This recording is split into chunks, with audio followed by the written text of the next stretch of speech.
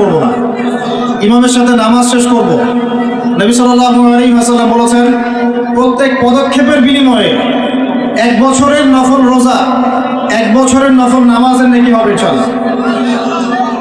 পারবো ইনশাআল্লাহ। 3 নাম্বার, জুমার দিনে 2টা ওয়াক্ত আছে। কয়টা? 2টা ওয়াক্ত। উলামায়ে কেরামের ইজতিহাদ, হাদিসে আছে একটা সময়, হাদিসে আছে একটা সময়। উলামায়ে কেরামের সালাফের ইজতিহাদ যে এটা দুটো হতে পারে, মানে এই সময়ও হতে পারে, এই সময়ও হতে পারে। যে সময়ে আপনি যে দোয়াই করবেন কবুল হবে ইনশাআল্লাহ, যে দোয়াই করবেন কবুল হবে ইনশাআল্লাহ। তো ভাইরা, 2টা ওয়াক্ত হচ্ছে, এক, যখন ইমাম সাহেব খুতবা শুরু করেন এই সময় থেকে নিয়ে নামাজ শেষ হওয়া পর্যন্ত এইটুক সময়ে দোয়া কবুল হবে ইনশাআল্লাহ। আমরা দোয়া কবুল হওয়ার ওয়াক্তগুলো জানি না, তাই দোয়া কবুলের জন্য এখানে ওখানে ধন্যবাদ দেই। অথচ জুমার দিনে আল্লাহ পাক আপনার দোয়া কবুল করার জন্য একদম হাজির। জুমার দিন যখন খুতবা শুরু হবে আপনি দোয়া করা শুরু করবেন মনে মনে। আর খুতবার দ্বিতীয় অংশে ইমাম সাহেব দোয়া করেন, খুতবার দ্বিতীয় অংশে ইমাম সাহেব দোয়া করেন, আমরা বুঝি না বলেই দোয়ায় আমিন পর্যন্ত বলি না। কি বলি না? এই হচ্ছে আমাদের জেনারেশনের অবস্থা। আমরা জানিও না যে কোনটা দোয়া। বাংলাদেশের 90% মানুষ জেনারেল ব্যাকগ্রাউন্ডের, তাদের মধ্যে বেশিরভাগ মানুষই জানে না যে কোনটা দোয়া হচ্ছে। আরেকটা কথা হচ্ছে, এগুলো যে দোয়া, এটা যদি মসজিদ কমিটিও জানতো, আমার ধারণা ইমাম সাহেবের চাকরি থাকতো না। না বুঝে ঠিক বলছেন। ইমাম সাহেব দোয়া করে আল্লাহুম্মা আইজ্জাল ইসলাম ওয়াল মুসলিমিন, বলেন আমিন। ইমাম সাহেব দোয়া করেন আল্লাহুম্মা আইজ্জাল ইসলাম ওয়াল মুসলিমিন, আল্লাহ ইসলাম এবং মুসলমানদেরকে ইজ্জত সম্মান দান করো। বুঝলেন কি দোয়া করেন? আল্লাহ আপনি মুসলমানদেরকে আর ইসলামকে ইজ্জত এবং সম্মান দান করেন। তখন আমরা বলি আমিন। ওয়া আযিল্লাশ শিরকা ওয়াল মুশরিকিন, আল্লাহ শিরক এবং মুশরিকদেরকে আপনি জিল্লতি দেন, ধ্বংস করেন। বলেন ওয়া আযিল্লাশ শিরকা ওয়াল মুশরিকিন, শিরক এবং মুশরিকদেরকে অপদস্থ করো। আমরা বলি আমিন। ওয়া দাম্মির আ'দা'আদ-দ্বীন, আল্লাহ তোমার দ্বীনের শত্রুদেরকে তুমি শায়েস্তা করো। আমরা বলি কি? আমিন। ওয়া দাম্মির আ'দা'আদ-দ্বীন ওয়ানসুর ইবাদাকাল মুমিনিন, আল্লাহ তোমার মুমিন বান্দাদেরকে তুমি সাহায্য করো। ইমাম সাহেব বলেন আল্লাহুম্মা উনসুর মান নাসারা দীন মুহাম্মদ সাল্লাল্লাহু আলাইহি ওয়াসাল্লাম, ও আল্লাহ মুহাম্মদ সাল্লাল্লাহু আলাইহি ওয়াসাল্লামের দ্বীনকে যারা সাহায্য করে তুমি তাদেরকে সাহায্য করো। আমরা বলি কি? আমিন। ওয়া খাযুল মান খাযালা দীন মুহাম্মদ সাল্লাল্লাহু আলাইহি ওয়াসাল্লাম, আল্লাহ যারা নবীর দ্বীনের সাথে দুশমনি করে তাদেরকে আল্লাহ তুমি ধ্বংস করো। আমরা কি বলি? এখন বলেন এই দোয়ার অর্থ যদি বাংলাদেশের সবাই বুঝতো, তাহলে কি ইমাম সাহেব দোয়া করার সময় আমরা চুপ করে বসে থাকতাম, মোবাইল টিপতাম, একে অপরের সাথে গল্প করতে পারতাম মসজিদে? আর ইমাম সাহেবেরও কি চাকরি থাকতো? ইমাম সাহেবেরও চাকরি থাকতো? উনি বলছেন আল্লাহ ইসলামের দুশমনদেরকে ধ্বংস করেন, ইসলামের দুশমনদেরকে ধ্বংস করেন। আর কমিটিতেই বসে আছে তাগুত। সে যদি জানতো যে দোয়ার অর্থ কি, তাহলে তো চাকরি থাকতো না। শোনেন, ওয়াজ নসিহত অনেক শুনবেন, শুনেছেন জীবনে। যতক্ষণ পর্যন্ত আমরা তাগুতের সাথে কুফরি করতে পারছি না আর আল্লাহর সামনে আত্মসমর্পণ করতে পারছি না, ততদিন পরিপূর্ণ মুসলমান হতে পারি নাই। আমি রেফারেন্স দিয়ে কথা বলছি। আল্লাহ পাক সূরা বাকারায় আয়াতুল কুরসি নাজিল করেছেন 255 নম্বর আয়াত। কত নম্বর? যেটা প্রত্যেক ফরজ নামাজের পরে পড়তে হয়, ঘুমানোর আগে পড়তে হয়, এবং এটা আপনাকে হেফাজত করবে। আল্লাহ পাকের রহমতে একজন ফেরেশতা আপনাকে প্রোটেক্ট করবে। ঠিক তার পরে একটা পড়ে দেখছেন কখনো? আয়াতুল কুরসি কয়জন পড়েছেন? আপনার এর পরের একটা কয়জন পড়েছেন? এই দেখেন আপনার আয়াতুল কুরসির পরের আয়াতটা শুনেন। আল্লাহ পাক বলছেন বা'দা আউযু বিল্লাহি মিনাশ শাইতানির রাজীম, লা ইকরাহা ফিদ-দ্বীন, দ্বীনের মধ্যে কোনো জবরদস্তি নাই। কি নাই ভাই? দ্বীনের মধ্যে কোনো জবরদস্তি নাই। ক্বাদ তাবায়্যানা রুশদু মিনাল গাই, মানে সত্য মিথ্যা, আলো অন্ধকার, হক বাতিল স্পষ্ট হয়ে গেছে। যেটা হেদায়েত আর যেটা গোমরাহি এটা স্পষ্ট হয়ে গেছে। স্পষ্ট হয় নাই? তারপরে আল্লাহ বলছেন মান ইয়াকফুর বিত-তাগুতি ওয়া ইউমিন বিল্লাহ ফাকাদ ইসতামসাকা বিল উরওয়াতিল উসকা। এই আয়াতটা তো আমরা অনেকে জানি না। আল্লাহ পাক বলেছেন মান ইয়াকফুর বিত-তাগুত, যে বা যারা তাগুতকে অস্বীকার করলো বা তাগুতের সাথে কুফরি করলো, ওয়া ইউমিন বিল্লাহ, এবং আল্লাহর প্রতি ঈমান নিয়ে আসলো, ফাকাদ ইসতামসাকা বিল উরওয়াতিল উসকা, সে ব্যক্তি একটা শক্ত রশি আঁকড়ে ধরলো, লা ইনফিসামা লাহা, যেটা কখনো ছিঁড়ে যাবে না ইনশাআল্লাহ। তাহলে আল্লাহ পাক এই আয়াতে বলছেন আপনাকে তাগুতের সাথে কুফরি করতে। কার সাথে? তাগুতের সাথে কুফরি করতে এবং মুমিন হতে। ইমানদার হতে হলে তাগুতের সাথে কুফরি করতে হবে, আর তাগুতের প্রতি ঈমান রাখলে মুমিন হওয়া যাবে না। কথা বোঝা যাচ্ছে? তাহলে এখন ডেফিনেশন কি তাগুতের? কাকে বলে এটা? যেটার প্রতি কুফরি না করলে আমি মুমিন হতে পারবো না। এক, আল্লাহ বাদ দিয়ে যার ইবাদত করা হয় সেটা তাগুত। আল্লাহ বাদ দিয়ে যার ইবাদত করা হয় সেটা তাগুত। আল্লাহ বাদ দিয়ে এমন কারো দাসত্ব করা যেটা আল্লাহ রাব্বুল আলামিনের কোরআন এবং সুন্নাহ শরীয়তের মূলনীতির বাইরে, তাগুত। এমন কোন বিধান যেটার দাসত্ব করলে আল্লাহর কোরআনের বিধানকে অবজ্ঞা করা হয়, ওটাও তাগুত। এমন কোন সিস্টেম যে সিস্টেমটা আল্লাহ এবং তার রাসূলের বিধান মোতাবেক চলে না, গায়রুল্লাহর বিধান মোতাবেক চলে, ওটাও তাগুত। আমার কথা কি বোঝা যাচ্ছে? ভয় লাগতেছে? তাগুতের সাথে কুফরি না করতে পারলে মুমিন হতে পারবেন না। এখন টপ বটম সব তাগুত, টপ বটম সব তাগুত। আমাদের উচিত ইসলামের মধ্যে এই আয়াতের অনুযায়ী আমল করা। আল্লাহ পাক বলেছেন উদখুলু ফিস সিলমি কাফা, তোমরা পরিপূর্ণরূপে ইসলামে প্রবেশ করো, আংশিক প্রবেশ করো না ভাই। আংশিক ইসলামে প্রবেশ করো না, পরিপূর্ণ ইসলামে প্রবেশ করো। আমরা এখন পর্যন্ত নামাজও পড়ি, সুদও খাই, মাশাআল্লাহ। আমরা এখন পর্যন্ত নামাজও পড়ি, বেপরদায় চলি, নামাজও পড়ি, বছর বছর হজ উমরাও করি, মাঝে মাঝে দান সাদাকা করি, কিন্তু যাকাত দেই না। আমরা আল্লাহর বিধানের কথা বলি, মুখে কালিমা লা ইলাহা ইল্লাল্লাহর কথা বলি ঠিকই, কিন্তু অন্যায়ভাবে মানুষের উপর জুলুম করতেই আছি। আমরা লা ইলাহা ইল্লাল্লাহ বলি ঠিকই, তারপরেও লা ইলাহা ইল্লাল্লাহর একটা বিধানও বাস্তবায়ন করি না। বাস, এখন কতটুকু মুমিন আছি আর কতটুকু মুসলমান আছেন, আর এই প্রোটেস্ট্যান্ট ভার্সন ইসলাম পালন করলে কি ফায়দা হবে, এটা আপনি বুঝতে চেষ্টা করুন।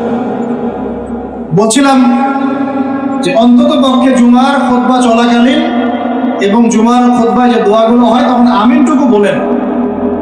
আমাদের আরবির এমনই বেহাল দশা, ইমাম সাহেব কি তেলাওয়াত করছে ওইটুকু আমাদের জ্ঞান নাই। ইমাম সাহেব তেলাওয়াত করছে ইয়া আইয়ুহাল্লাযীনা আমানু ইত্তাকুল্লাহ, হে মুমিনগণ তোমরা আল্লাহকে ভয় করো, ওয়া যারু মা বাকিয়া মিনার রিবা, তোমরা সুদের অবশিষ্ট অংশ মানে সুদ ছেড়ে দাও।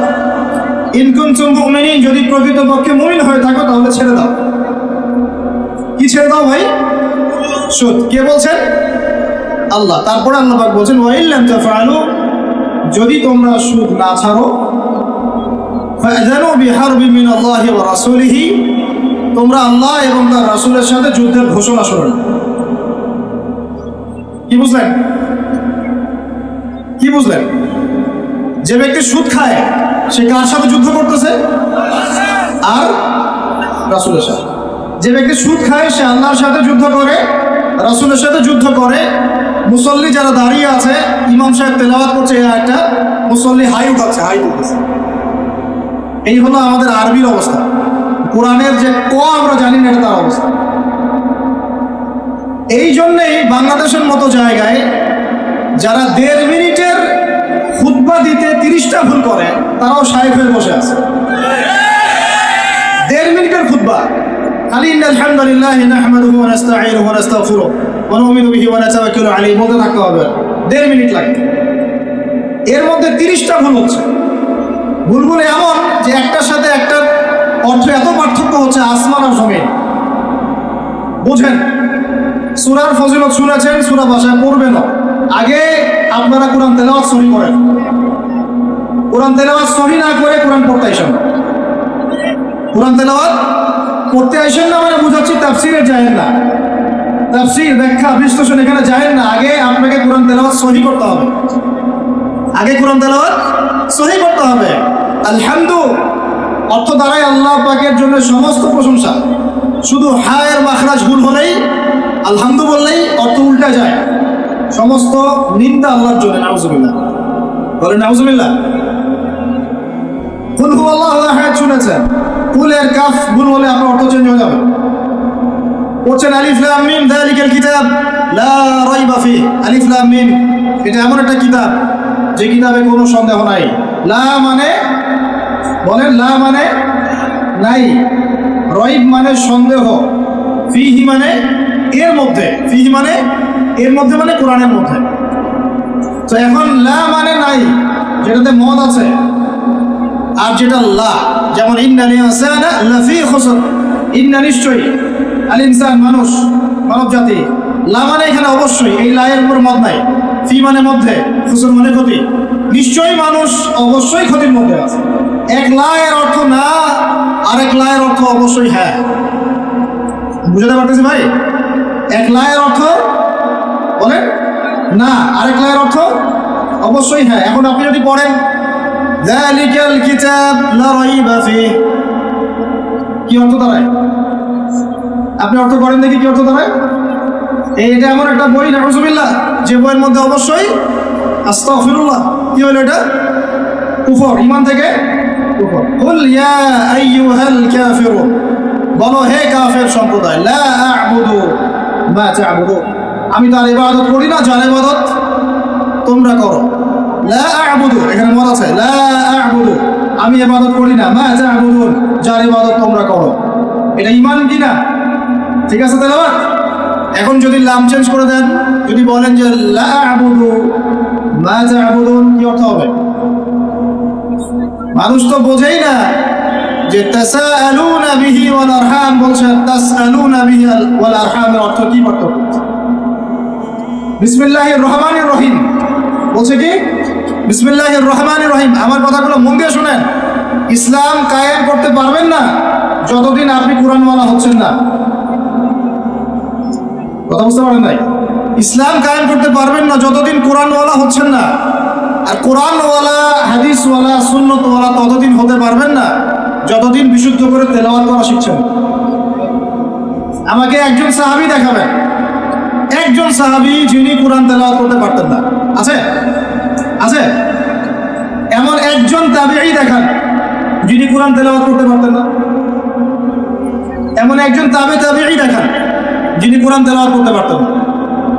আমি আপনাকে বাংলাদেশের কয়েক কোটি মানুষ দেখাতে পারবো ইনশাআল্লাহ, যদি আমাকে অথরিটি দেওয়া হয়, যারা কোরআনের আলিফও জানে না, বাও জানে না।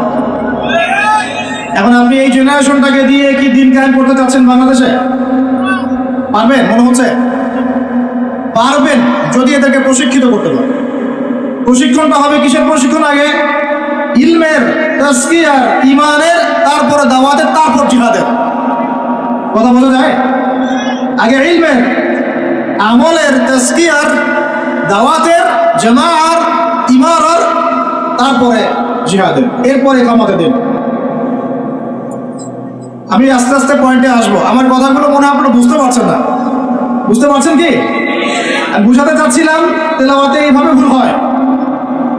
আর মানুষ এখন এইসব এই প্রাইমারি লেভেলের যোগ্যতা অর্জন না করেই মানুষ দিনের পথে নিজেকে দায়ী হিসেবে পরিচয় দেওয়া শুরু করছে। এটা খুবই দুঃখজনক। এটা খুবই দুঃখজনক, অবমাননাকর এবং উম্মার জন্য ভয়ঙ্কর ক্ষতিকর। আর আমরা সাধারণ মানুষ অনেক সময় না বুঝে এ ধরনের মানুষকে অনেক উঁচু মর্যাদা দেওয়ার চেষ্টা করছি, না বুঝে। এটা ঠিক হচ্ছে না, কারণ উপকার করতে গিয়ে ক্ষতি হয়ে যেতে পারে বেশি।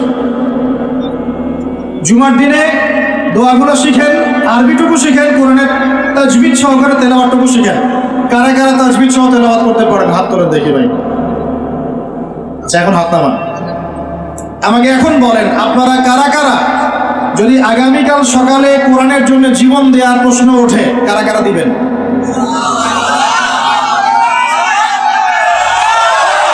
হাত নামান,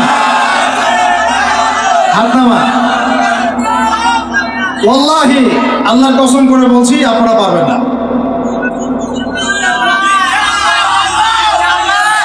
আচ্ছা আচ্ছা, ইনশাআল্লাহ আল্লাহ কবুল করেন। তাহলে আমাকে আগে কোরআন তেলাওয়াতটা সহি করে দেখান। জীবন দেওয়া অনেক পরের কথা, জীবন দেওয়া অনেক বড় কথা কি না? এটা কি এত সহজ? এত সহজ না ভাই, এত সহজ না। 3 দিনের রিমান্ডে একদম আপাতমস্তক সব চেঞ্জ হয়ে যাবে। কয়দিন? 3 ঘন্টা রিমান্ডে, মাত্র 3 ঘন্টা। বড় বড় ইমানদারের রিমান্ড দেখবেন যে বের হয়ে গেছে পিছন দিক দিয়ে, নাই শেষ নাই। এত সহজ না আল্লাহর জন্য জীবন দেয়া। আগে আল্লাহর জন্য তো আপনি নামাজই পড়তে পারছেন না, আপনি আল্লাহর জন্য তাহাজ্জুদই উঠতে পারছেন না। তাহাজ্জুদই তো উঠতে পারছি না আমরা তাহাজ্জুদে উঠতে না পারি, রাত্রে জেগে আছেন, রাতের একটা অংশ তো নামাজ পড়ছেন না। আল্লাহর জন্য তো আপনি দোয়া কালামগুলো মুখস্থ করলেন না, কুরআনটাও তেলাওয়াত করে এখনো শিখলেন না, 40টা হাদিস আপনি মুখস্থ বলতে পারছেন। এখন পর্যন্ত আল্লাহর জন্য আপনি হালাল খাওয়া শুরু করতে পারলেন না। আমি কাউকে উদ্দেশ্য করে কথা বলছি না, আমভাবে বলছি। যদি বলি এখানে যদি কেউ চোর থাকেন, তার উপর একটা চর, তাহলে কি আপনি দাঁড়ায় বলবেন যে আমি সেই চোর? কিছু মানুষ তো বলছে আর কি। এখন বাদ দেন, আল্লাহর জন্য এখন পর্যন্ত আমরা হালাল খাওয়া তো ধরতে পারলাম না, শুধু খেয়ে যাচ্ছি। আয়াত একটা তেলাওয়াত করলাম, এটা আল্লাহর সাথে যুদ্ধ করা, নবীর সাথে যুদ্ধ করা। ইমাম সাহেব তেলাওয়াত করে, আমি বুঝি না, আমার হাই ওঠে। নামাজে দাঁড়ায় চেয়ার নিয়ে কারাকারি করি, কে আগে চেয়ার নিয়ে কারাকারি করি। নামাজে দাঁড়াই নড়াচড়া, বুঝি না যে কি হচ্ছে নামাজে, কার সামনে দাঁড়িয়েছি, কি বলছি।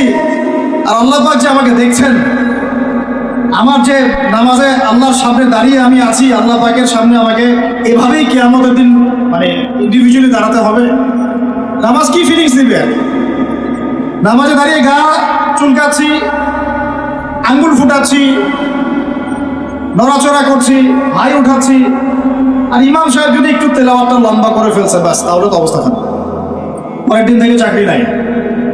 এতগুলো কথা আমি ভূমিকা বলতে চাই নাই, শুধু মূল কথাটা হচ্ছে এখানে ভাই আমাদের সবাইকে আগে বেসিকটা ঠিক করতে হবে। রাজি আছে কি নাই? ওয়াজ শুনে কোনো লাভ নাই ভাই, আমার ওয়াজ শুনে কোনো লাভ হবে না। আপনি যদি আপনার বেসিক ঠিক না করেন, আমার ওয়াজ করেও কোনো লাভ নেই। আপনাকে হয়তো এটার জন্য আমি কিছু আজার পাবো, নিয়াত ঠিক থাকলে আপনি শুনেছেন, আপনার কোনো ওজোর থাকবে না কালকে আমাদের মাঠে, বাস এতটুকুই। কিন্তু আদতে এই বাংলার জমির দিন কায়েম হবে না। আর আমার মনে হয় না যে আমরা সবাই চাই যে আমরা দিনটা কায়েম করি। আমার মনে হয় না আমরা সবাই এটা চাই। গুটি কয়েক কিছু মানুষ চায়, বাকিরা মনে করে কি দরকার এত ঝামেলায় যাওয়ার, কি দরকার, ভালোই তো আছি, স্ত্রী সন্তান বউ বাচ্চা নিয়ে আসি, চাকরি বাকরি করছি, ব্যবসা বাণিজ্য করছি, খাচ্ছি যাচ্ছি, এভাবেই কবরে যাব। কয়জন ফিকির করে যে আমি একটা তাফসির লিখে যাই, বা একটা বই লিখে যাই, বা আমি অ্যাটলিস্ট কিছু হকের কথা বলে যাই, বা আমি অ্যাটলিস্ট একটা অ্যাসোসিয়েশন ফর্ম করি, দিনের জন্য কিছু করি, বা আমি অ্যাটলিস্ট একটা মসজিদ মাদ্রাসা করে তুলি, বা আমি যুবকদেরকে শিক্ষিত করার জন্য বা দিনের পথে আনার জন্য কোনো ফিকির করি, বা আমি আলেমদেরকে একসাথে করার একটা ফিকির করি। কয়জনের এই ফিকিরগুলো থাকে আসলে?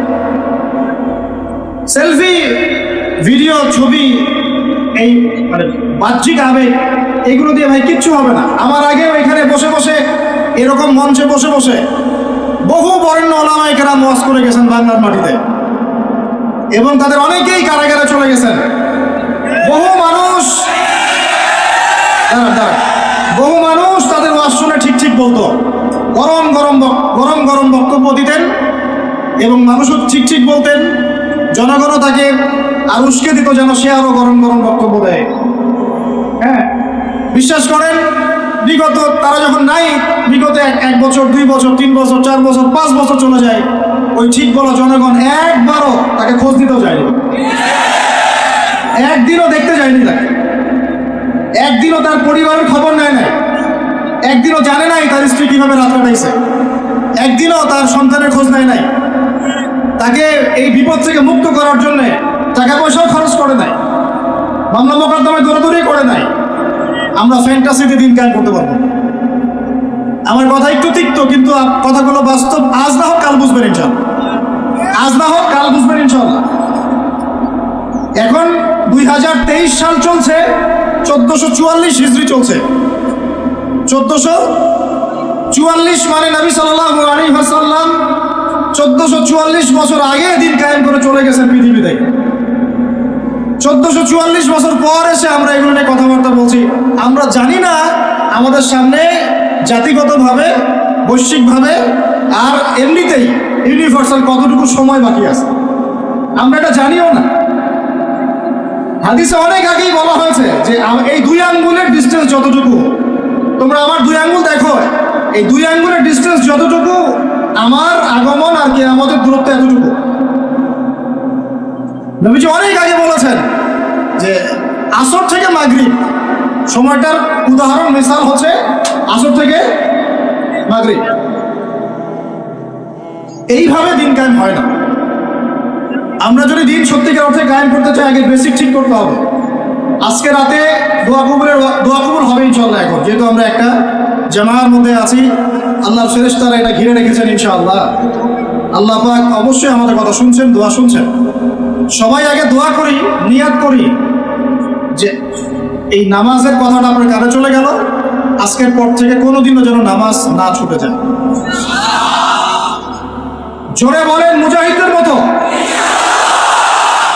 আল্লাহ আমাদের দোয়া আপনি কবুল করুন।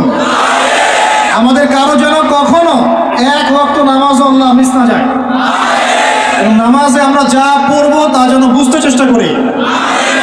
আল্লাহ পাক আমাদের সবাইকে কোরআন বিশুদ্ধ করে তেলাওয়াত করার তৌফিক দান করেন, এবং কোরআনের ভাষা আরবি শেখার তৌফিক দান করেন। আরবি না শিখে আমরা দাওয়াতি কাজে আসবো না, এবং আমরা সবসময় মুহাক্কিক ওলামায়ে কেরামের সাথে থাকবো। তাদের সাথে থেকে আমরা দিন শিখব, তাদের সহবতে থাকব, তাদের কাছে পরামর্শ করব, তাদের কাছে সিলেবাস করে নিয়ে পড়াশোনা করব, করে নিজের যোগ্যতাকে বাড়াবো ইনশাআল্লাহ। আল্লাহ পাক আমাদের দোয়া যেন কবুল করেন। আমরা সবাই হালাল খাবো আগে ইনশাআল্লাহ, কোনোভাবেই হারাম রিজিকে যাব না ইনশাআল্লাহ। আল্লাহর সাথে যুদ্ধ করব না, নবীর সাথে যুদ্ধ করব না, সুদভিত্তিক অর্থনীতির সাথে আমাদের যেন কোনো সম্পর্ক না থাকে। যদিও এটা এই বিশ্বে একদম অলমোস্ট ইম্পসিবল। আমি বলছি অলমোস্ট ইম্পসিবল। এই বিশ্বে সুদভিত্তিক অর্থনীতির অক্টোপাসের এই চক্রজাল থেকে বের হওয়া অলমোস্ট ইম্পসিবল, কিন্তু একেবারে অসম্ভব নয়। আল্লাহ পাক যদি তৌফিক দেন আর আমাদের নিয়ত যদি ঠিক থাকে, ইনশাআল্লাহ চেষ্টা করলে আল্লাহ পাক রাস্তা দেখাবেন ইনশাআল্লাহ। স্বেচ্ছায় সুদ খাবো না, কারণ নবীজি বলছেন 4 শ্রেণীর মানুষকে আমি লানত করলাম, অভিশাপ। 4 শ্রেণীর মানুষকে আমি অভিশাপ করলাম। 1 শ্রেণী যে সুদ খায়, 1 শ্রেণী যে দেয়, 1 শ্রেণী সাক্ষী থাকে, আর 1 শ্রেণী লিখে রাখে। আর আপনি যে জবটার জন্য এত ট্রাই করছেন, আলটিমেটলি জবটা এই 4টার কোনো একটাতে পড়বে। বুঝতে পারেন না? আলটিমেটলি আপনি যে জবের জন্য ট্রাই করছেন এখন, দিনটা দেখাকার পরে দেখেন কোনো না কোনোভাবে এই 4টার মধ্যে পড়ে যায় কিনা। পড়ে গেলে আপনার আমার উপরেও নাউজুবিল্লাহ আল্লাহ নবীর লানত অভিশাপ চলে আসে। এদিকে যাচ্ছি, আল্লাহ হেফাজত করুন। আর ভয়ঙ্কর হাদিস তো অনেকদিন বলেছি, অনেকদিন শুনেছেন, আবারও শুনেন, কারণ আল্লাহ পাক সূরা আর রহমানে একই আয়াত 32 বার রিপিট করেছেন। কতবার? ফাবিআই আলাই রাব্বিকুমা তুকাযিবান। একটা আয়াত এতবার বলার কি দরকার ছিল? আল্লাহ পাক কি কোরআনের শব্দের অপচয় করেন? কোরআনে কি একটা শব্দের অপচয় আছে? জুলকারনাইন বাদশাহ বা অনেকে নবী বলেন আলাইহিস সালাম একটা কওমের কাছে গিয়েছিলেন, দেখলেন তারা সূর্যের আলো থেকে রক্ষা করার জন্য কোনো সভ্যতা ওদের কাছে নাই। ওই পুরো সভ্যতার বর্ণনা আল্লাহ পাক একটা শব্দের মতো দিয়েছেন, কাযালিকা। কাযালিক তারা এমনই ছিল, কাযালিক তারা এমনই ছিল, তা শেষ। ওইটারই তাফসীর করেছেন কত বলেন ওলামায়ে কেরাম। তাহলে সেই কোরআনে আল্লাহ পাক একই আয়াত এতবার রিপিট করলেন কেন? কারণ আল্লাহ পাক আমাদেরকে তার নিয়ামতগুলো চোখে আঙ্গুল দিয়ে দেখাই দিচ্ছেন, আর কোন কোন নিয়ামত তোমরা অস্বীকার করতে চাও। ওই জন্য আবারও বলছি, সুদের কথা আগেও বলেছি, আবারও বলছি, হাদিসটা আবারও শোনেন। যে ব্যক্তি সুদ খায় সে যেন তার মায়ের সাথে জেনা করে। যে ব্যক্তি সুদ খায় সে যেন তার মাকে বিয়ে করলো। আল্লাহর কসম করে বলছি। আর এই কথাগুলো বলার পিছনে আমার আল্লাহ সন্তুষ্টি ছাড়া কোনো স্বার্থ নাই। আল্লাহর কসম যে আমরা বাংলার জমিনে এই বিশ্বের দ্বারা নিয়ন্ত্রিত এই অর্থ ব্যবস্থার মধ্যে ঢুকে পড়ে আমরা প্রত্যেকটা মুসলিম কান্ট্রি, শুধু বাংলাদেশে না, প্রতিটা মুসলিম কান্ট্রিতেই এখন সুদভিত্তিক অর্থনীতি চলছে। এবং আল্লাহর কসম করে বলছে আমরা মুসলমান হয়েও এখনো নিজেদের মায়ের সাথে জেনা করছি না। 7টা বিয়ে জায়েজ না জায়েজ সেটা নিয়ে আপনারা প্রশ্ন করেন, কারণ হচ্ছে ভাইরাল ইস্যু, মজা লাগে, উত্তর আপনিও জানেন। কিন্তু সুদ দিয়ে যে মায়ের সাথে জেনা করতেছেন এই প্রশ্ন করেন না কেন? হ্যাঁ, বিয়ে শাদী নিয়ে প্রশ্ন করেন, দিন কায়েম নিয়ে প্রশ্ন করেন না কেন? শীতের দিনে বিয়ে করতে মজা লাগে না লাগে এইসব আলোচনা হয়, আল্লাহর জমিনের দাওয়াত জিহাদ নিয়ে কথা বলেন না কেন?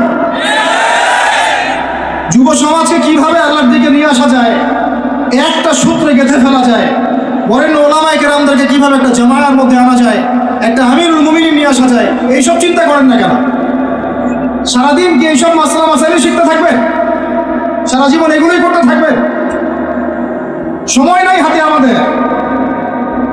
এই জায়গাগুলো কে পূরণ করবে?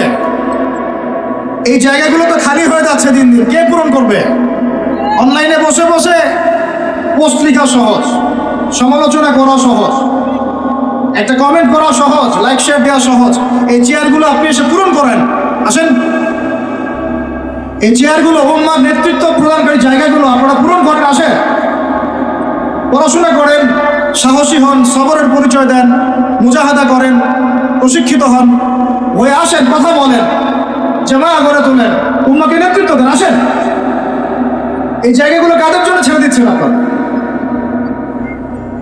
এই উম্মার দায়িত্ব আবু তো আদনানের নয়, এই উম্মতের দায়িত্ব আব্দুল মালিক সাহেবের নয়, এই উম্মতের দায়িত্ব এই মুস্তাকুর নবী হুজুর, ওসামা ভাই, আহমদুল্লাহ হুজুর, এই ইন্ডিভিজুয়াল মানুষদের নয়। একজন ব্যক্তির উপরে, কয়েকজন ব্যক্তির উপরে আপনি দায়িত্ব চাপাই দিতে পারবেন না। উম্মার প্রত্যেকটা ব্যক্তির দায়িত্ব আছে এই উম্মাকে বিজয়ী করার জন্য। আর আপনি চিন্তা করেন, আয়নার সামনে দাঁড়ান, আয়নার সামনে দাঁড়ায় চিন্তা করেন না যে সারাটা জীবনে 30-32 বছর বয়স হয়ে গেল, 40-50 হয়ে গেল, এই উম্মাহ আপনার কাছ থেকে কি পেয়েছে এখন পর্যন্ত? এই উম্মাহ আপনার কাছে কি পেয়েছে? কয়টা বই পেয়েছে? কয়টা লেকচার পেয়েছে? কয়টা অ্যাসোসিয়েশন পেয়েছে? কয়টা ইকোনমিক প্রজেক্ট পেয়েছে? কয়টা জামায়া, কয়টা ইমারা, কয়টা দাওয়া, কয়টা মসজিদ, কয়টা মাদ্রাসা, কি পেয়েছে উম্মাহ আপনার কাছে? আমি আপনার কলবে আঘাত করতেই আসছি, আমার কথায় আপনি আঘাত পাবেন আমি জানি। এই আঘাতটা আপনাকে আল্লাহর পথে নিয়ে আসবে ইনশাআল্লাহ। এই আঘাতটা ইনশাআল্লাহ আমাদের এই তরুণ ভাইদেরকে আল্লাহর পথে নিয়ে আসবে ইনশাআল্লাহ। সাহসী মানুষদের মতো বলেন ইনশাআল্লাহ। এই আওয়াজগুলা ইনশাআল্লাহ আমাদেরকে আল্লাহর পথে নিয়ে আসবে ইনশাআল্লাহ। প্রত্যেক ঘরে ঘরে একজন করে হাফেজ তৈরি করেন, প্রত্যেক ঘরে ঘরে একজন দিনদার মেয়েকে বিয়ে করেন, প্রত্যেক ঘরে ঘরে যে বাচ্চাগুলো হবে এই বাচ্চাগুলোকে ইসলামী শিক্ষায় শিক্ষিত করেন, প্রত্যেক ঘরে ঘরে অন্তত একটা করে আলেম তৈরি করেন। একটা আইয়ুবী দেন আমাদেরকে, একটা খালিদ বিন ওয়ালিদ দেন, একজন আপনি আমাকে ওমর ইবনে খাত্তাব দেন, একজন মুসআব বিন উমাইর দেন, একজন খুবাইব দেন, একজন মুসআব বিন উমাইর দেন। কাদের নাম বলবো? একজন তারিক বিন জিয়াদ দেন, একজন বিন কাসিম দেন। একটা সন্তান দেন আমাদের, একটা সন্তান মানুষ করেন, একটা। 10টা-20টা বাচ্চা নিচ্ছি, একটাও মানুষ হয় না। আলেম পরিবারের সন্তান মুদিখানার দোকানে ব্যবসা করে কেন খাবেন আপনি? আপনার এই উম্মতের উপর দায়িত্ব আছে। আমাদের দায়িত্ব খালি মধু বিক্রি করা, দাড়ি টুপি বিক্রি করা, আতর বিক্রি করা? ইসলামের দিকে আসার সাথে সাথেই কেন আপনার এদিকে চলে যান? উম্মাকে কে নেতৃত্ব দিবে? আমরা দিব? আমাদের কোনো ক্ষমতা আছে? আমাদের কোনো জ্ঞান আছে? আমাদের কোনো সেই যোগ্যতা আছে? আমাদের দিকে আঙ্গুল তুলতে পারবেন আপনি? কারণ আল্লাহর কসম, আল্লাহর জমিনে সবচেয়ে গুনাহগার বান্দা আমরাই।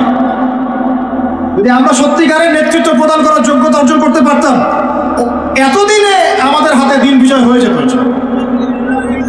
নাই সেটা আমার মধ্যে, নাই সেটা হয়তো আমাদের মধ্যে, পারছি না আমরা। আপনাকে দায়িত্ব নিতে হবে। একজন ভাই গার্মেন্টস ব্যবসায়ী, তিনি এত বড় একটা আয়োজন করতে পারেন, তার দায়িত্ব পালন করতে পারেন। আপনারও তো অর্থ সম্পদ আছে, একটা ইসলামিক ইউনিভার্সিটি করেন, একটা বড় একটা মার্কাজুল কোরআন, মার্কাজুল ইলম গড়ে তোলেন, ওলামা ইকরামদের একটা জামায়া গড়ে তোলেন। কিছু পারেন না, অথেন্টিক বইগুলোকে প্রচার করার ব্যবস্থা করেন, কিছু কিছু অথেন্টিক মিডিয়া প্রডিউস করেন। তোমরা জেনারেল লাইনে পড়াশোনা করে কয়জন বিজ্ঞানী হচ্ছ? একটা সফটওয়্যার আবিষ্কার করতে পারছি না আমরা ইসলামিক, হাতে গোনা যায় অ্যাপস, 3-4টা অ্যাপস ইসলামিক। প্রযুক্তি আমাদের নিজস্ব হাতে তৈরি করে না, আমাদের স্বতন্ত্র মিডিয়া নাই। এই মিডিয়াগুলোতে কিছু হয় না, এগুলো বরং কোনো কোনো ক্ষেত্রে ফেতনাও ছড়ায় বেশি। হিংসা নিয়ে যদি মানুষ পরকালে যায়, নেক আমলগুলো আগুনের মতো খেয়ে ফেলবে, নবী সাল্লাল্লাহু আলাইহি ওয়াসাল্লাম বলেছেন। আমরা এটাকে ফরজ করে নিয়েছি নিজেদের মধ্যে। ভাই, আপনারও তো যোগ্যতা আছে, আপনারও তো কিছু করার আছে। একটা অ্যাপস আবিষ্কার করেন, একটা বই লিখেন, একটা মাদ্রাসা করেন, একটা মসজিদ করেন, একটা ইসলামিক ইউনিভার্সিটি করে তোলেন, স্বতন্ত্র ইসলামিক মিডিয়া করে তোলেন। সবচেয়ে বড় কথা, কাজ যেগুলো হয় সেগুলো বিক্ষিপ্ত হয়ে যায়। এগুলো কোনো একটা সূত্রে গাঁথা না। এখানে একটা মাহফিল, ওখানে একটা, ওখানে একটা, ওখানে একটা, এখানে একটা মাদ্রাসা, ওখানে একটা, ওখানে একটা, এখানে একটা। 4জন 4ভাবে চিন্তা করেন, 4জন 4ভাবে চলেন। এখানে একটা সংগঠন ইসলামিক, ওখানে একটা, এখানে আর একটা, ওখানে একটা। একটা ওয়াল উম্মাহ জামাআ নাই বাংলাদেশে। তো আপনারা বলেন না আমাকে, এই উম্মাহকে কিভাবে আমরা বিজয় নিয়ে যাব? আমাকে আপনারা বলেন, ছোটখাটো প্রশ্ন করা বাদ দিয়ে আপনারা আমাকে উত্তর দেন। কিভাবে আপনি এই দুনিয়াতে আল্লাহ পাকের দ্বীন ইসলাম কায়েম করবেন? পথ পদ্ধতি কি আপনার কাছে? কি পথ পদ্ধতি? কিভাবে শুরু করবেন? তারপরে কি, তারপর কি, তারপর কি, তারপর কি? গন্তব্য কোথায়? আমি বলি আপনাদেরকে গন্তব্য কোথায়? আমাদের গন্তব্য কোথায়? আল্লাহর কসম করে বলতেছি, আল্লাহ রাব্বুল আলামিনের কোনো পরোয়া নাই যদি বাংলাদেশে দিন কায়েম না হয়, যদি পাকিস্তানে না হয়, মালয়েশিয়াতে না হয়, এইখানে না হয়, ওইখানে না হয়, আল্লাহর কোনো পরোয়া নেই, কিছু যায় আসে না। কারণ আখিরুজ জামান স্টাডি করলে আপনি পাবেন যে অবশ্যই অবশ্যই নবী ঈসা ইবনে মারইয়াম এই পৃথিবীতে আবার আসছেন ইনশাআল্লাহ, এবং তিনি আসার আগেই মুসলিমদের মধ্যে একজন ত্রাণকর্তা আসবেন। তার নাম মুহাম্মদ। তার নাম কি? মুহাম্মদ। বাবার নামও আব্দুল্লাহ, মায়ের নামও আমিনা। মিল থাকবে বংশের, উঁচু নাক, চওড়া কপাল, নবী সাল্লাল্লাহু আলাইহি ওয়াসাল্লামের চেহারার সাথে সাদৃশ্য থাকবে, মুসলমানদেরকে নেতৃত্ব দিবেন ইনশাআল্লাহ। আমি বলছিলাম আল্লাহ পাকের কোনো পরোয়া নাই, কারণ এই হাদিসগুলো স্টাডি করলে আপনি দেখবেন মুসলমানদের হাতে আসতে যাচ্ছে ইনশাআল্লাহ। ওইখানে ঈসা আলাইহিস সালাম 40 বছর ইসলামী খেলাফত কায়েম করবেন ইনশাআল্লাহ। খেলাফত নাই, ইসলামের প্রতিষ্ঠার কথা আপনি ভুলে যান। খেলাফত ছাড়া ইসলামী প্রতিষ্ঠার কথা ভুলে যান। ঈসা আলাইহিস সালাম এসে কোনো সন্ধি করবেন না, ইউনাইটেড নেশনসে গিয়ে বলবেন না যে আমাকে একটা স্বাধীন রাষ্ট্র প্রতিষ্ঠার অনুমোদন দেন। তিনি এই কথা বলবেন না। তিনি বলবেন না যে আমাকে ডলার দেন। IMF-এ গিয়ে বলবেন না আমাকে ঋণ দেন। বরং তিনি এই পুরো বৈশ্বিক কুফরি তাগুতি শক্তির গোড়ায় গিয়ে আঘাত করবেন ইনশাআল্লাহ। যতদিন পর্যন্ত এই পুরো বিশ্বে অ্যালায়েন্স এর পতন না হচ্ছে, ততদিন পর্যন্ত মুসলমানরা স্বাধীন হতে পারে নাই। আমরা এখন পর্যন্ত স্বাধীন হতে পারি নাই, এটাই সত্য কথা। কখন স্বাধীন হবেন আপনি? কখন এই উম্মাহ স্বাধীন হবে? যখন আপনার আমার কথায় পশ্চিমারা উঠবে বসবে, তখন। যখন আপনার আমার কথায় উঠবে আর বসবে, তখন। যখন আপনার আমার কথায় এই পুরো কুফরি তাগুতি শক্তির উঠবে বসবে, তখন বুঝবেন উম্মাহ স্বাধীন হয়েছে। স্বাধীনতা শুনছেন? বেলাল ইবনে রাবাহ স্বাধীন। যখন তাকে পিটানো হচ্ছে, সেগুলো দিয়ে বেঁধে শেষরায় টানা হচ্ছে, বেলাল ইবনে রাবাহ সেদিন স্বাধীন ছিলেন, কারণ তিনি আল্লাহ ছাড়া কারো দাসত্ব করেন। আবু জাহেলের নির্মম নির্যাতন, উমাইয়া বিন খালাফের নির্মম নির্যাতন বেলাল ইবনে রাবাহকে পরাধীন করতে পারে নাই। বেলাল স্বাধীন আঘাতের মধ্যে। সুমাইয়া স্বাধীন। সুমাইয়ার নাম শুনেছেন? আমাদের বন্যাদের নামই জানে। ওরা জানে কি প্রোডাক্ট আসলো বাজারে, কোন পার্লারে গেলে কি পাওয়া যায়, কোথায় গেলে কি হয়, কোন মার্কেটে গেলে কি পাবো, মার্কেট ভর্তি মহিলা দিয়ে, ভর্তি মহিলা দিয়ে, গার্মেন্টসও তো ভর্তি মহিলা দিয়ে। পর্দা কতটুকু মেনটেন হয় সেটাও ভাবতে হবে। জব করতে দোষ নাই, জব করতে দোষ আছে, পর্দা কতটুকু ভাবতে হবে না? আমরা যে বস্তুবাদী এটা আমাদের রাস্তাগুলোই প্রমাণ করছে। আমরা আমাদের বাড়ি ঘরগুলো চকচকা করছি আর সরকারের রাস্তাগুলো ভেঙে ফেলতেছে। এখন ওই রাস্তাগুলো তৈরি করে দেওয়ার দায়িত্ব আমাদের, দায়িত্ব আমাদের না? অবশ্যই আমাদের, কারণ আমরা তো খেয়ানত করলাম, সরকারি মাল দড়িয়ামে ডাল, এরকম চিন্তা করলাম। ওদিকে যেতে যাচ্ছি না। বোনরা শোনেন, ভাইরাও শোনেন, সুমাইয়া স্বাধীন। কখন স্বাধীন? যখন আবু জেহেল তাকে বলছে যে তুই এই জন্যই ইসলাম কবুল করেছিস যে মুহাম্মাদের সৌন্দর্য দেখে তুই তার প্রেমে পড়েছিস। নাউযুবিল্লাহ সাল্লাল্লাহু আলাইহি ওয়াসাল্লাম কি বলেছে বলেন? তুই মুহাম্মাদের সৌন্দর্য দেখেই মনে হয় তার প্রেমে পড়েছিস। নাউযুবিল্লাহ, আস্তাগফিরুল্লাহ। সুমাইয়া রাদিয়াল্লাহু আনহা তখন বাধা, হাত পা বাধা, হাত পা বের করার কোনো অপশন নাই, বাধা আছে। এক জটলা থুতু মুখে একত্রিত করে আবু জেহেলের মুখের উপর থু করে থুতু দিয়ে দিয়েছে। সুমাইয়াও থুতু দিয়েছিল আবু জেহেলের মুখে। এবার আবু জেহেল কি করেছে শুনেন। আবু জেহেল তার কাছে একটা বর্ষা ছিল, বর্ষা চেনা যায়, বর্ষা সামনের অংশ চোখা, এটা দিয়ে সুমাইয়া রাদিয়াল্লাহু আনহার লজ্জাস্থানে আঘাত করে তাকে শহীদ করে দিয়েছে। ব্যথা অনুভব করলেন না? আমি জানি করেন নাই, কারণ সুমাইয়া আপনার কেউ না, সুমাইয়া আপনার কেউ না, সুমাইয়া আমার বোন না, সুমাইয়া আমার স্ত্রী না, সুমাইয়া আমার মা না, সুমাইয়া আমার খালা ফুফু চাচি মেয়ে কেউ না। এই কারণে আমাদের আঘাত লাগে নাই। যদি আমাদের এই দেহটা যে অবশ, আমাদের উম্মার যে দেহটা যে অবশ, এটা তো বোঝা যায় চলমান বিশ্ব রাজনীতি দেখলেই। বিশ্বের যে কোনো জায়গায় মুসলিমরা আঘাত পাচ্ছে, মার খাচ্ছে, নির্যাতিত হচ্ছে, দোয়াও তো মুখ দিয়ে বেরো হয় না, হয় না? তাদের স্মরণে একদিন কেউ রোজা রেখে একটু দোয়াও করে না, নামাজে একটু দোয়াও করে না, দুইটা কথাও বলে না, কোনো মানববন্ধন নাই, কোনো প্রতিবাদও নাই, কিছুই নাই। মানে পুরো দেহটাই প্যারালাইজড, শেষ, অবশ, অবশ অনুভূতি। আর প্রত্যেকটা বর্ডার এক একটা অনিকেট প্রান্তর, যেখানে অনুভূতিগুলোর ব্যবচ্ছেদ করা হয়েছে, ফিলিংসগুলোকে ব্যবচ্ছেদ করে ফেলে দেওয়া হয়েছে, ফিলিংস নাই। সুমাইয়ার কথা শুনে আমাদের লাগলো না, কারণ সুমাইয়া আমার মেয়ে না, আমার মেয়ে আয়েশা তো আর না, আমার মেয়ে মারিয়াম তো আর না, আমার ছেলে ওমর উসমান তো আর না। সুমাইয়া তখন স্বাধীন, যখন তাকে বর্ষায় শহীদ করা হলো, সে স্বাধীন, জান্নাতে চলে গেল। জুলাইবিস একজন সাহাবী ছিলেন, ছোটখাটো মানুষ, ইসলাম কবুল করে আসছেন। খায়বার যুদ্ধের দিন নবী সাল্লাল্লাহু আলাইহি ওয়াসাল্লাম তার হাতে তাকে তলোয়ার দিয়েছেন এবং তাকে যুদ্ধে মানে অগ্রগামী যে সৈনিকরা থাকে প্রথম কাতারের দিকে, সেখানে থাকার মানে চান্স দিয়েছেন। তাকে মানুষ বিয়ে করতে চাইতো না, কারণ তার চেহারা সুরত খুব একটা ভালো লাগে না, বংশ নিচু, মানুষের একটা থাকে না প্রেস্টিজ ইস্যু, তার মনে কষ্ট। নবী সাল্লাল্লাহু আলাইহি ওয়াসাল্লাম একদিন প্রস্তাব পাঠালেন, তাকে চিঠি দিয়ে যে তুমি এই চিঠিটা নিয়ে অমুক গোত্রে যাও, গিয়ে বলো যে আমি বলেছি তোমাকে যেন মেয়ে দেয়। তখন তারপরেও মেয়ে দিতে চাচ্ছে না, কিন্তু সেই মেয়ে শুনেছে যে আল্লাহর নবী সুপারিশ করেছে, আমার যৌবনের উপর ধিক্কার যদি আমি এই সুপারিশ না রাখি। তিনি বললেন জুলাইবিস যেমনই হোক চেহারা, আমি তাকে বিয়ে করতে রাজি আছি। তিনি বিয়ে করলেন, সংসার হলো, শুরু হলো। এই সাহাবী খায়বার যুদ্ধে শহীদ হলেন। নবী সাল্লাল্লাহু আলাইহি ওয়াসাল্লাম তার চারপাশে দেখলেন, তার চারপাশে 12 জন ইহুদির লাশ পড়ে আছে। কয়জন?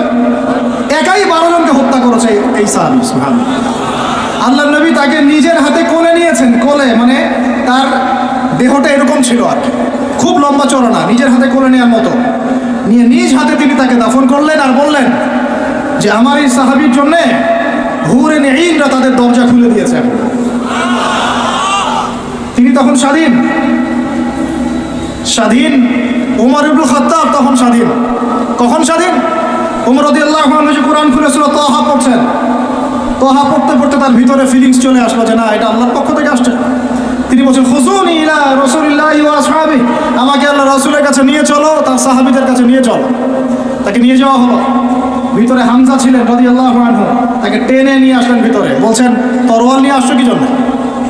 হ্যাঁ, আলা তানতাহি হাত্তা ইয়াজআল আল্লাহু বিকা কারিয়া, ততক্ষণ পর্যন্ত কি তুমি ক্ষান্ত হবে না যতক্ষণ আল্লাহর গজব না আসছে তোমার উপরে? ওমর ইবনে খাত্তাব বলছেন, ইয়া রাসূলুল্লাহ, হে আল্লাহর রাসূল, জিতুকা উমিনু বিল্লাহি ওয়া রাসূলিহি, আমি আপনার কাছে এসেছি আল্লাহ এবং আপনার প্রতি ঈমানদার হয়ে এসেছি। ওয়া বিমা জিতা বিহি মিন ইনদিল্লাহ, এবং আপনি আল্লাহর পক্ষ থেকে যা নিয়ে এসেছেন এই কোরআনের প্রতি ঈমানদার হয়েই আমি আপনার কাছে এসেছি।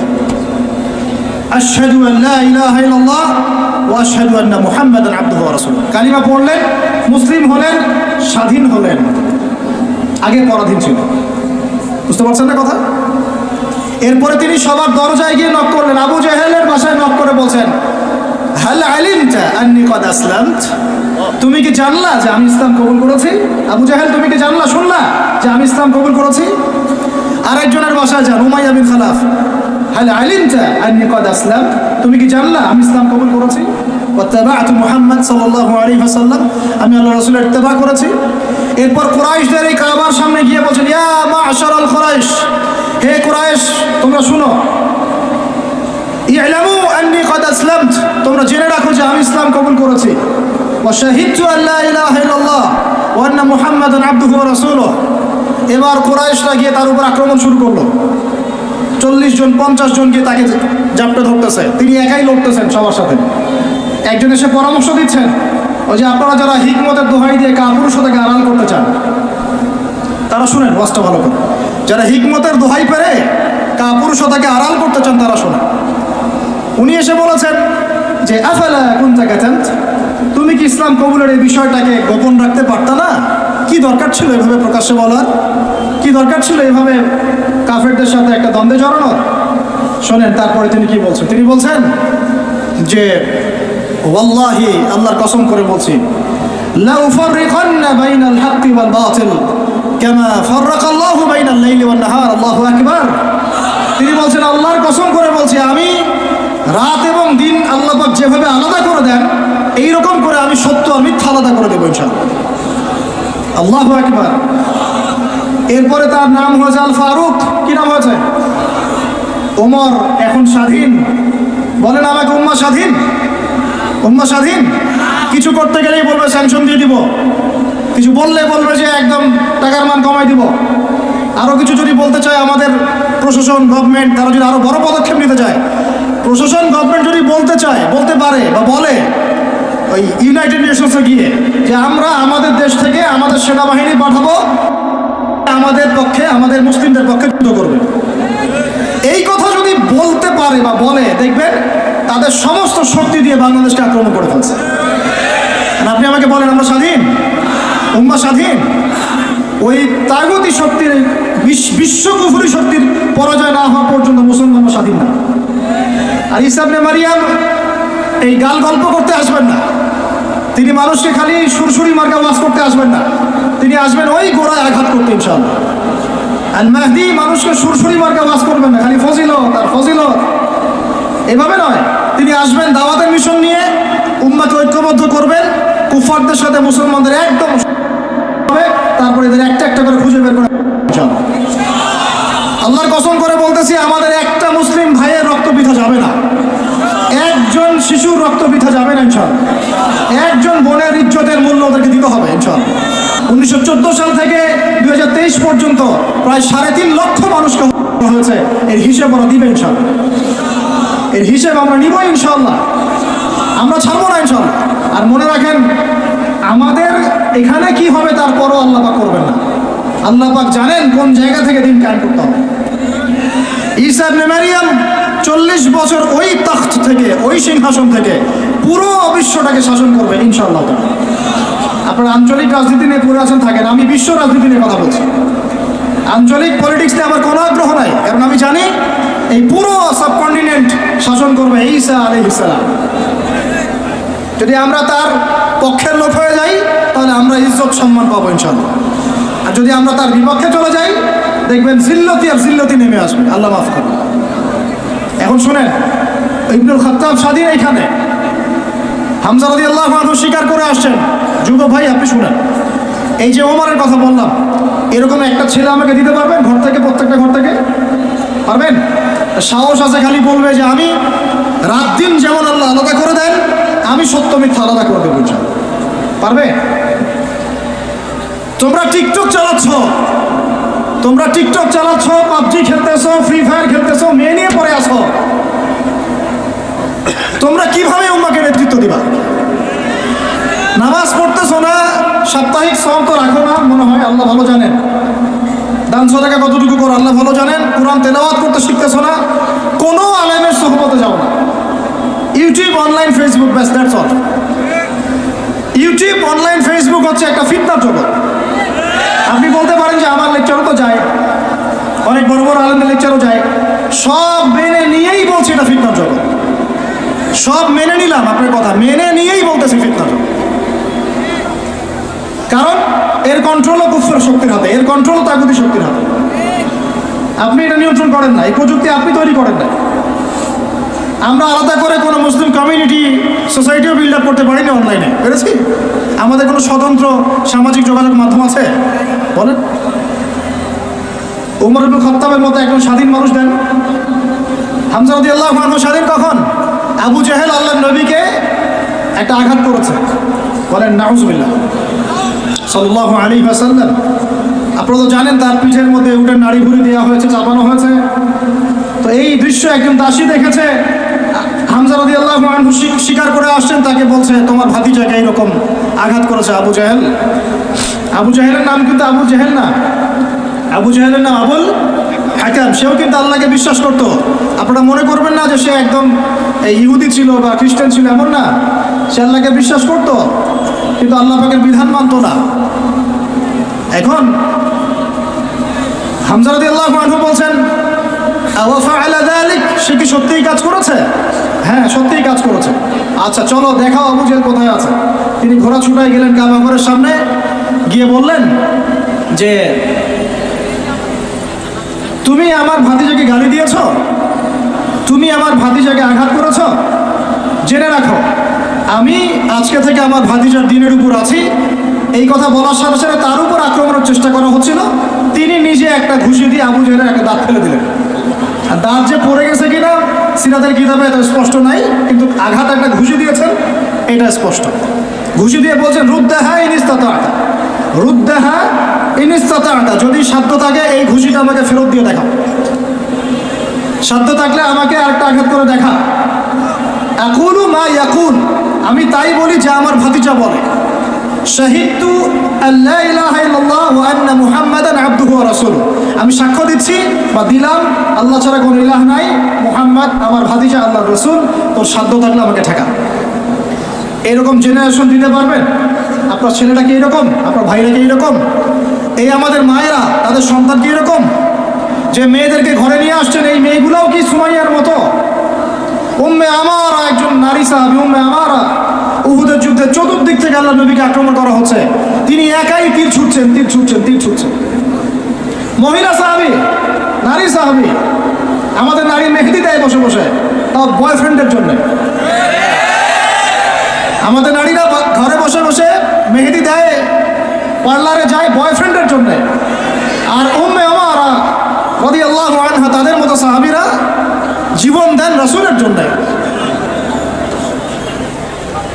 স্বাধীনতা এই যে তারা স্বাধীন, আল্লাহর দাসত্বের অধীনে তারা কাউকে পরোয়া করতেন না। তখন উম্মাহ ছিল স্বাধীন। আর কি, আর কার কয়জনের কথা বলবো আপনাদেরকে? মুসআব বিন উমাইর, বিখ্যাত সাহাবী, তরুণ সাহাবী, দায়ী মানুষ, এত দামি পারফিউম ইউজ করতেন, এটা এখনকার লাখ টাকা কোটি টাকার দাম হবে। বিত্তশালী পরিবারের, এই যে বিত্তশালী পরিবারের সন্তানরা শুনেন, আপনারা তো বাইক দাবড়ায় বেড়ান, গাড়ি ড্রাইভ করে বেড়েন, মাঝখানে অ্যাক্সিডেন্ট করে দেন, কেসও খান না, তাই বাপের টাকা আছে পার পেয়ে যান, ইয়াবা খান, তারপরে গিয়ে মেয়ে নিয়ে ফুর্তি করেন। জেনা নিত্য নৈমিত্তিক ব্যাপার। একটা মেয়েকে পিছনে ওঠান, 7 দিন ঘোরেন, আবার চেঞ্জ করেন, 7 দিন পর আরেকটা নেন। মুসআব বিন উমাইরও ধনীর সন্তান ছিলেন, ধনীর দুলাল। যখন ইসলাম এসেছে, কুরআন এসেছে, শুনেছেন তিনি ইসলাম কবুল করেছেন। মা সম্পত্তি থেকে বঞ্চিত করেছে, তাকে চাটাইয়ের মধ্যে জড়িয়ে নিচে আগুন দেওয়া হতো, ধোঁয়া দেওয়া হতো, আযাব দেওয়া হতো পারিবারিকভাবে। তিনি যখন নবীর কাছে আসলেন, নবী তাকে বললেন তুমি মদিনায় যাও। কোথায়? মদিনায় গিয়ে দাওয়াতি কাজ কর। মদিনায় দাওয়াতি কাজ করতে লাগলেন। তার একক দাওয়াতে মদিনার 75টা পরিবার ইসলাম কবুল করেছে।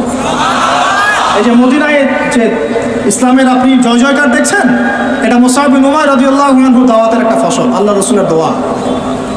কয়টা পরিবার? এই 75 পরিবার এসে বায়াত করলেন নবীর কাছে। তারপরে নবী হিজরত করলেন মদিনায়। এমনি এমনি হয়নি, এটা প্রেক্ষাপট। ওই মুসআব বিন উমাইর রাদিয়াল্লাহু আনহু উহুদের যুদ্ধে শহীদ হচ্ছেন, তার গায়ে তখন 50টার বেশি তরবারের আঘাত আছে। কয়টা বেশি? তার মাকবার ওখানেই আছে, দেখে আসেন। তিনি স্বাধীন। সকালবেলা যুদ্ধ হচ্ছে। ওই সময়ে পৃথিবীতে যারা ওই সময় যুদ্ধ করছেন মুসলিমদের পক্ষে, আল্লাহর জমিনের মধ্যে সবচেয়ে শ্রেষ্ঠ মানুষ তারা, সবচেয়ে শ্রেষ্ঠ জীবন, শ্রেষ্ঠ মৌত। ওখানে তারা উঠবেন, তখন তাদের গা থেকে মেশকাম্বরের ঘাম ছুটতে থাকবে। মারেফত থাকলে আপনিও পাবেন, অন্তরের মধ্যে কলুষতা থাকলে আপনি পাবেন না, তো স্বাভাবিক। এখন মুসআব বিন উমাইর কি পরাধীন না স্বাধীন? বলেন, তিনি কি পরাধীন না স্বাধীন? স্বাধীন মুসআব বিন উমাইর। আরেকজনের কথা শুনেন, বলতে থাকলে আপনাদের সারা রাত ফজর হয়ে যাবে। জাফর ইবনে আবি তালেব নাম শুনেছেন? জাফর ইবনে আবি তালেব শোনেন, এটা শোনেন। অনেকে অনেক দলিল দেয়, এই দলিলগুলো শুনেন, এগুলো শোনেন। 3টা গোত্র ছিল মদিনায়। কয়টা ভাই? একটা বনু কুরাইজা, বনু কাইনুকা, বনু নাজির। বনু কুরাইজা, বনু কাইনুকা, বনু নাজির, এই 3টা গোত্রের সাথে আমাদের চুক্তি ছিল। আমরা একটা সনদের মধ্যে ছিলাম। গাদ্দার এরা সনদ ভঙ্গ করলো, ঠিক যেমন করে তারা এখন করছে এইভাবে। সনদ ভঙ্গ করলে বনু কাইনুকার বাজারে আমাদের এক মহিলা সাহাবী, তিনি বোন গিয়েছেন হাজতে, সোনার দোকানে। ইহুদি তাকে বলছে নিকাব খোলো, সে নিকাব খুলবে না। ইহুদি দুষ্ট, ষড়যন্ত্র করে তার কাপড়ের একটা অংশ রশি দিয়ে গিট বেঁধে দিয়েছে। আমাদের দিন এমন উঠতে গিয়েছেন, সদর একটু খুলে গেছে, নাউজুবিল্লাহ। চিৎকার করে উঠেছেন। পাশে ছিলেন এক আমাদের আনসারী সাহাবী, আওয়াজ শুনেছেন। সেই আওয়াজ শুনে এক মুহূর্ত দেরি করেন নাই, মদিনায় ফিরে এসে নবীর কাছে পারমিশনও চান নাই। বুঝেন, দলিল বুঝেন। তিনি এক মুহূর্ত দেরিও করেন নাই, মদিনায় ফিরে গিয়ে নবীর কাছে পারমিশনও নেন নাই।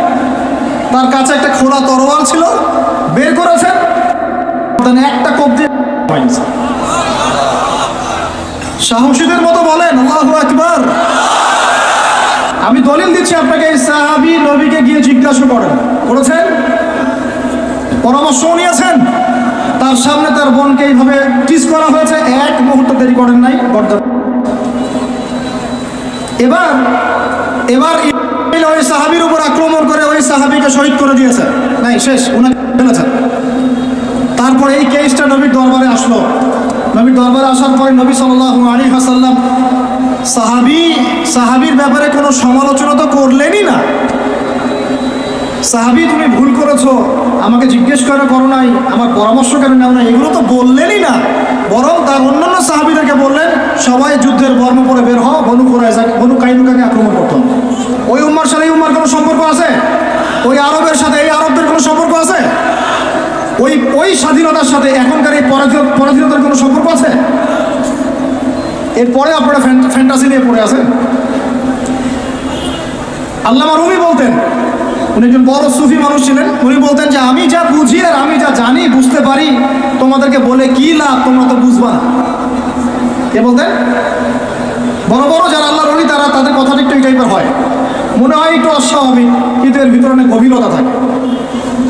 আমি নিজেও এই কথা বলতেছি, আমরা যা বুঝি, যা বুঝতেছি, যা দেখতেছি, তা আপনাদেরকে বলে বুঝাতে পারবো না। বলেই বা কি লাভ, আপনি হয়তো বুঝবেন না। এই একটা ঘটনা দলিল পেলেন। আরেকটা শোনেন, আরেকটা কম হলো বনু নাজির। রাসূলকে দাওয়াত দিয়েছে, দাওয়াত দিয়ে বলছে যে আমরা ইসলাম কবুল করবো, আসেন নেগোশিয়েট করি। নবী সাল্লাল্লাহু আলাইহি ওয়াসাল্লাম গিয়েছেন দাওয়াত দিতে বনু নাজিরের সিঁড়ির মধ্যে, এটাকে বলে দেয়ালে হেলান দিয়ে আছেন। উপর থেকে এরা চাকি আছে না, চাকি যেটা দিয়ে আমরা ধান ভাঙে, আগেকার মায়েরা বোনেরা, বড় বড় যে লোহার আর পাথরের, এইগুলো উপর থেকে ফেলে তাকে হত্যা করার চেষ্টা করেছিল বনু নাজির। কোন গোত্র? বনু নাজির। আল্লাহ নবী জিবরাইল আলাইহিস সালামের মাধ্যমে জানতে পারলেন, সেখান থেকে উঠলেন, উঠে বললেন যে ঠিক আছে, বনু নজিরকে আমরা অবরোধ করব। 1.5-2 মাস অবরোধ করে রাখা হলো। সূরা হাসরে পড়ে দেখেন। এরপরে এরা নিজেদের ঘরবাড়িগুলো কাঁধে করে নিয়ে মদিনা থেকে বিতাড়িত হলো। বনু নজির দলিল নাম্বার 2। 3 বনু কুরাইজা, বাকি আছে শুধু একটা। এখন বনু কুরাইজা, বনু কুরাইজাকে বলা হচ্ছে আমাদের সাথে থাকবে, অন্যদের সাথে যাইতে পারবো না। Okay fine. খন্দকের যুদ্ধে 10,000 সেনাবাহিনী নিয়ে আবু সুফিয়ান আক্রমণ করেছে মদিনা, অবরোধ করে রেখেছে। এই সুযোগে বনু কুরাইজা কুরাইশদের সাথে মিলে আমাদের সাথে গাদ্দারি করল। আল্লাহ নবী যুদ্ধ শেষ করে বনু কুরাইজায় গিয়ে কেউ আসরের নামাজ পড়বে না, ওদের সাথে গিয়ে মীমাংসা করতে হবে। তারপরে ওখানে গিয়ে ওদেরকে অবরোধ করা হলো। সাদ বিন মুআজ রাদিয়াল্লাহু আনহু হাতে এই বনু কুরাইজার এক একজন বালেক যারা ছিল এদের সবার গঠন হয়েছে।